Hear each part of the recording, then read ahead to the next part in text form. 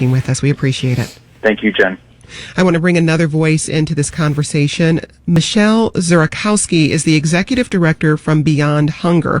The organization is helping elderly residents get access to food during this time. Michele, thanks for joining us. Sure, yeah. Thanks for having me and talking about older adults. Well, tell us what the need is like right now for elderly residents and food. It's staggering, actually. Even before the shelter-in-place order went into effect, our phones were just ringing off the hook from this particular demographic looking for our home delivery program.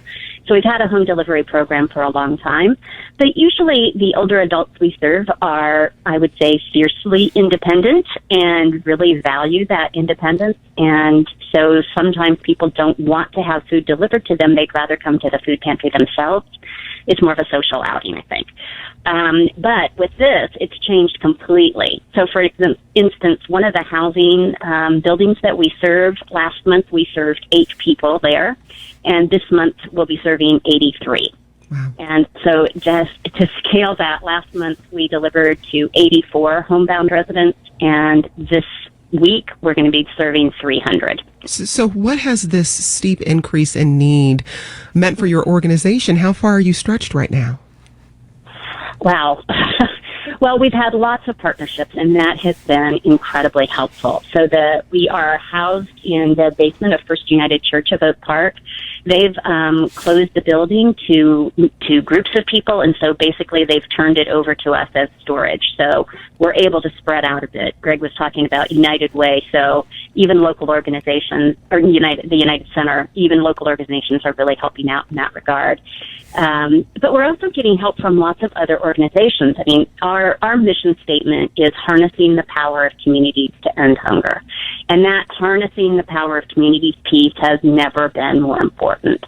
Can I give you an example? Please do. Okay.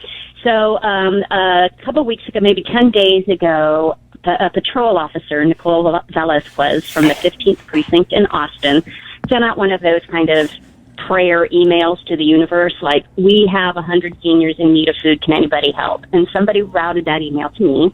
So I called up Patrol Officer Velasquez and said, what can we do? She said, I've got these 100 people that we have on a watch list. We're trying to get food to them. And so we worked it out. And yesterday, almost 24 officers from the 15th Precinct showed up at Beyond Hunger's store. We had packed up food for these 100 residents, and they were able to deliver them. So that's just one of the cool, like Greg said, silver linings. Occasionally they're there, and nobody can do it alone. So what does your organization need most right now? We heard from Greg that for them it's really about getting an influx of cash so they can purchase food in bulk. But you're doing delivery service, so I would imagine you need some hands on deck too. Yeah, well, and so that's the tricky part within COVID, because with social distancing, then having a lot more volunteers that you then have to vet and essentially sanitize, it does make it trickier. Another one of the partnerships that we're working with right now is the Oak Park Township.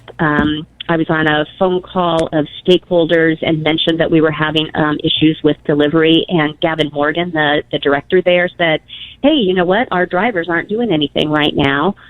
We can deploy those vans and those drivers to help you with that. So they're helping with that process too. So, I mean, not to be a broken record, but I think like Greg, it's right. Right now, our pressing need is cash so that we can feed this huge influx of people.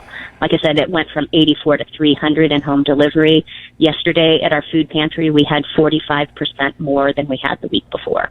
So in terms of how people can help, you need the infusion of cash. But if people actually need your assistance, or they're concerned about a relative or a neighbor who may not have access to food, what's the best way to reach out to your organization?